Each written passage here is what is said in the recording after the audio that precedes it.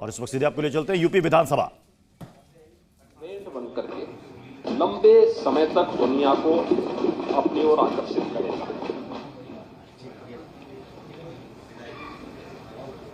अपने मुद्दे हो सकते हैं, लोगों की अपनी भावनाएं भी हो सकती हैं, और उसको हम किसी पर जबरन थोप भी नहीं सकते, और ये हमारी प्रवृत्ति भी नहीं। क्योंकि जब महाकुंभ का आयोजन हो रहा था उस समय भी हम लोग इस बात का अनुभव कर रहे थे कि बहुत सारे ऐसे मान्य सदस्य थे या ऐसी पार्टियां थी, ऐसे संगठन थे जो तमाम प्रकार के अनर्गल लाभ इस दौरान कर रहे थे। लेकिन उन सब से इतर रह करके हम लोग इन सभी घटनाओं के मौन साक्षी बन करके अपनी जिम्मेदारियों का निर्वहन कर रहे थे। महाकुंभ का महत्व क्या है, इसके आध्यात्मिक पहलू को लेकर, इसके सामाजिक पहलू को लेकर, राष्ट्रीय एकात्मता के पहलू को लेकर, इसके आर्थिक पहलू को लेकर के अनेक विचारकों ने, विशेषज्ञों ने अपनी राय रखी। और स्वाभाविक रूप से कुंभ के बारे में चर्चा वही कर सकता है जो महाकुंभ का दर्शन किया हो और महाकुंभ की नगरी में जाकर के जिसने साथ इस सांस्कृतिक और आध्यात्मिक आयोजन में सहभागी बनकर के इस पूरे आयोजन में जो सहभागी बना होगा, महाकुंभ के बारे में, उसकी विवेचना के बारे में, उसके अलग अलग पक्ष के बारे में वही चर्चा कर पाएगा। भगवान श्री कृष्ण ने भी श्रीमद् भगवत गीता में इस बात का उल्लेख किया, ये यथा माम प्रवदन्ते तांस तथैव भजाम्यहम्, यानी मुझे जो जिस रूप में स्मरण करता है मैं उसी रूप में उसको दिखाई देता हूं। और मुझे लगता है कि जिसकी जैसी दृष्टि थी उसको वैसे ही सृष्टि प्रयागराज में देखने को मिली। पहला आयोजन है जिसको दुनिया की मीडिया ने सराहा है, और दुनिया की मीडिया की चर्चा मैंने कल भी की थी।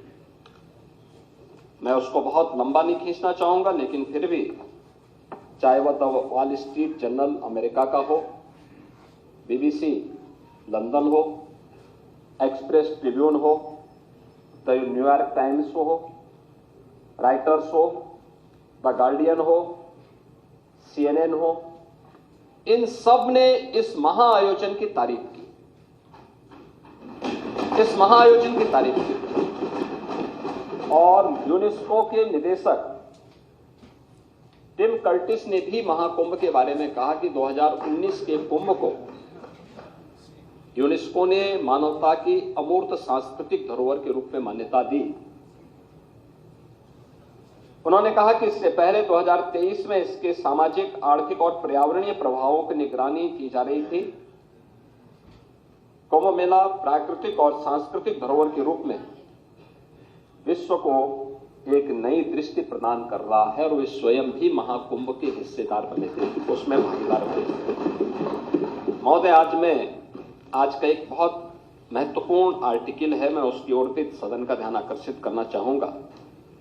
और वह इसलिए भी आवश्यक है क्योंकि हमारे प्रतिपक्ष के जो माननीय सदस्य हैं वे जानते हैं देश के एक प्रतिष्ठित हिंदी आलोचक श्री सुधीर पचौरी को।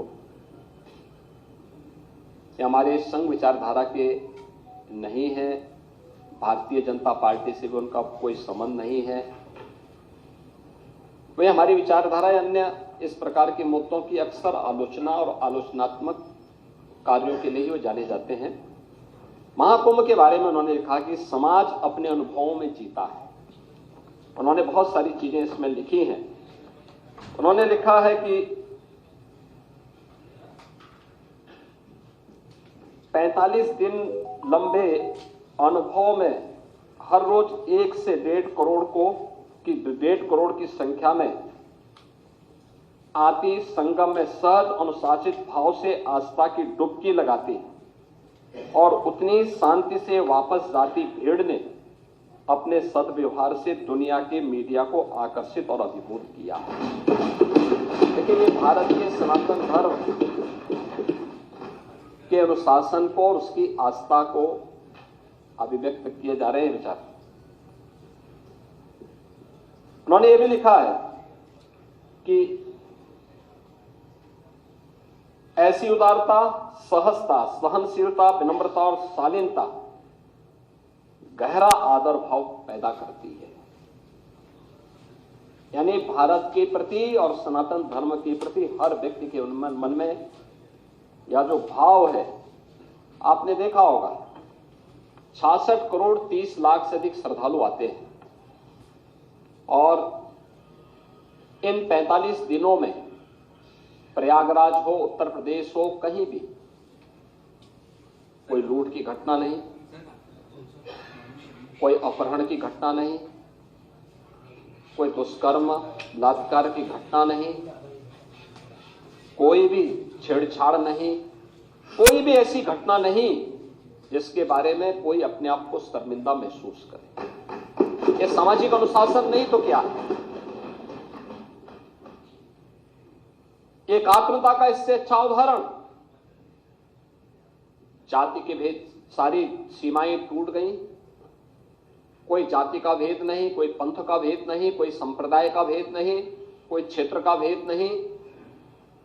देश की सीमाओं को भी लांघने वाला, वसुधैव कुटुंबकम के भाव को जागृत करने वाला महाकुंभ एक नया संदेश दुनिया को दिया है। और अंत में से सुदेश पचौड़ी इस बात को भी लिखते हैं अपने आर्टिकल में कि क्या पता कि ऐसे ही निंदकों के प्रतिकार में इस महाकुंभ में इतने रिकॉर्ड तोड़ श्रद्धालु आए ताकि दुनिया जान ले कि समस्त हिंदू समाज एक है।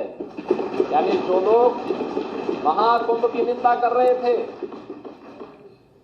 उनके बारे में वो कहते हैं कि जो लोग कभी पॉल्यूशन को लेकर के, कभी व्यवस्था को लेकर के, कभी किसी अन्य झूठी खबर को लेकर के तमाम प्रकार से इस महाकुंभ के आयोजन को किसी न किसी प्रकार से हतोत्साहित करना चाहते थे, लेकिन उन सब निंदकों को मुंहतोड़ जवाब देने के लिए जनता जनार्दन प्रतिकार के रूप में भी वहां पर उपस्थित होती हुई दिखाई दी। उन्होंने कहा कि नहीं, हम सब एक हैं ताकि दुनिया जान ले कि समस्त हिंदू समाज एक है।